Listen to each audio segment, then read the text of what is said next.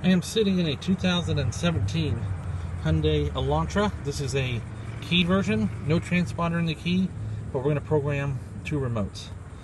Our remotes are right there, two remotes, they're originals. We'll go to Hyundai.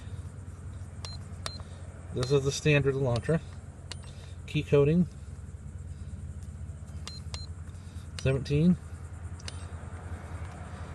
Okay, go to remote control 1. It'll tell you to switch ignition on. You can if you want to, but it does not require it, so we're going to leave the keys out. Program remotes. Ignition off. Remove the key fob from ignition. There's nothing in there.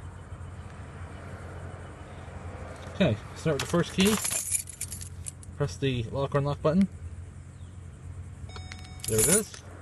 We're going to do one more, yes. Comes the second set here. Perfect. No more. That's done. OBD2 ports right down here below the vent.